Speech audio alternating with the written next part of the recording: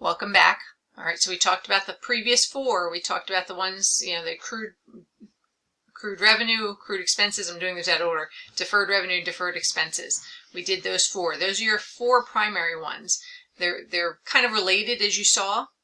And the fifth one, the fifth type of major adjusting entry, is depreciation. Okay, we're going to get into the whole math on depreciation in a future chapter. For right now, we're just going to kind of teach you depreciation at a very high level. All right, what is depreciation? Depreciation is the using up of assets, plant assets, right? The ones you're using in your actual day-to-day operations. They're assets that are going to be around more than a year. They're tangible, meaning you can touch them. And they're used in your regular business. I think that's it, yeah. Examples of plant assets: equipment, buildings, furniture, land, but land is not depreciated. Okay, so maybe I shouldn't even have that example here. But land is technically a plant asset, but not one that gets depreciated. Land improvements we do depreciate though. Computers, land improvements are things like sidewalks and so on. Computers, right? All of these things are, I'm trying to look, let's see, you've got a computer, you've got keyboards, you've got all these things, right? This is going to be around for more than 1 year.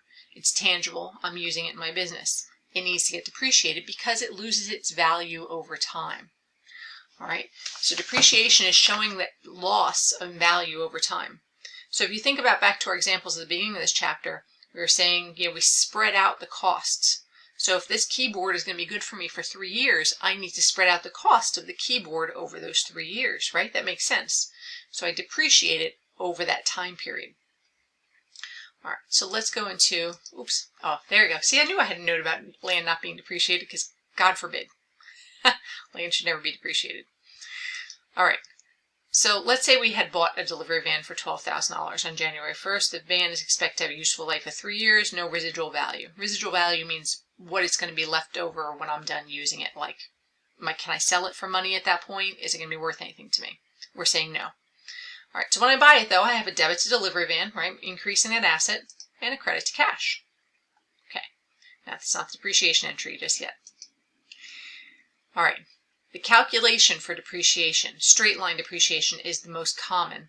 It's cost minus any residual value, which you said that's zero already, over how long we're going to use it, right? So the idea is you're taking the cost of the asset and you're spreading it out over the time you're going to use it.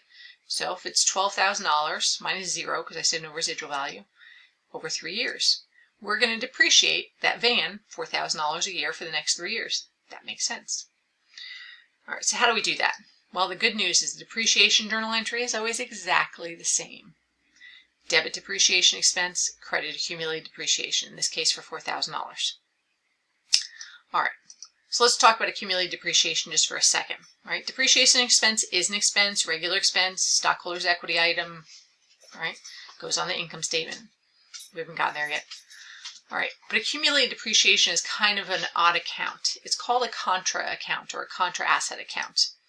And how it works is, let's put the delivery van here for $12,000, right? That's historical cost principle says I bought it for $12,000, I need to record it for $12,000. Those are the rules. Well, but how do I show that $4,000? How do I show the delivery van losing its value? Well, the way we do that is through this contra account called accumulated depreciation. These two accounts are pretty much locked together, right? You look at them net. Now think about the word contra, right? It's against. One carries a debit balance, one carries a credit balance. They go against each other. They're contra accounts.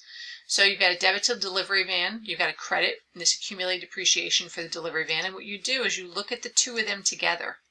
You've got when you record that asset on your balance sheet, you would say the van is worth $12,000 less the depreciation on that van, because I've used it for a year, $4,000. That van is really worth $8,000 to me. It's really worth the net of these two items. They're tied together. You would never turn around and say, I have a delivery van worth $12,000, because you've used it for a year. It has to be $12,000 minus the $4,000. So you would always report the value of the asset against what you've depreciated on that asset, and you'd report them together. All right, so you've got $8,000 would be the value on that van. That's also referred to as the net book value. Net because, you're putting them against each other there. And that's the book value. What is that van worth to you? What are you putting it on your books for? What is the value you've got that van recorded for? All right. And there you go. It's still an adjusting entry. Never involve cash. This is your adjusting entry. And you're either increasing revenues or increasing expenses. In this case, you're increasing expenses. All right. So let's go through just a couple of examples. The unadjusted supplies account balance on December 31st is $14.50. The supplies on hand on December 31st are $3.15. Well, I draw my supplies account.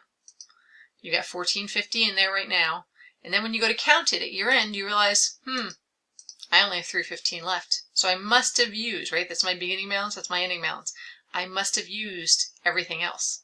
So how do I get from $14.50 to $3.15? Well, you get there by crediting supplies by $11.35. So let's put that in there. Credit supplies to $11.35 and debit supplies expense $11.35 because we use them.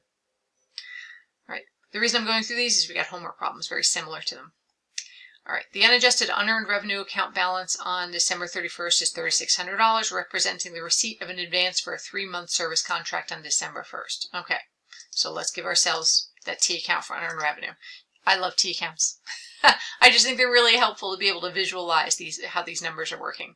So you've got this unearned revenue account, which is a liability for $3,600, and it's for 3 months of service, and 1 month has passed. So that means you must have done 1 month of the work at this point. So if that's the case, you're going to debit it for $1,200, right?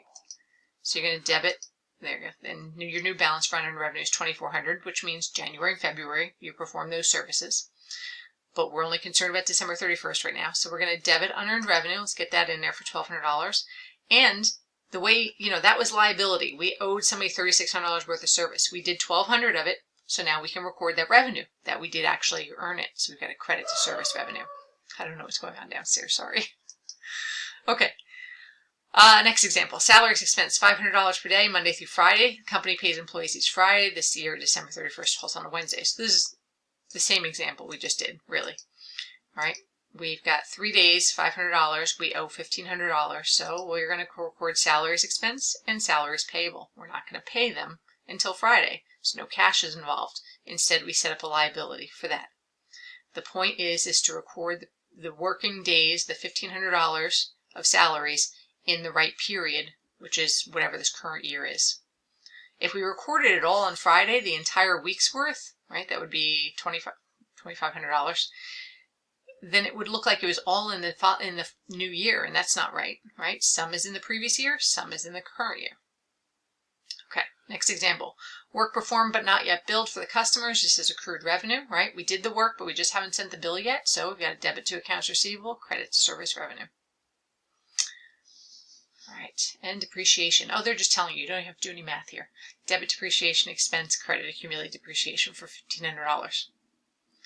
All right, let's go on to something a little more into. Well, here we go. Go through all this. Same idea. Oh, that's it. Okay. At this point, I don't have an example of it. At this point, what you would do, though, is you would prepare another trial balance.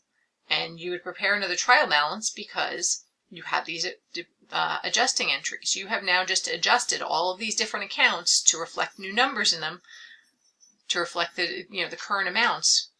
You now have to update you have to do an updated trial balance called an adjusted trial balance. All right, and you'll see plenty of homework problems with that for practice. I hope you enjoyed it.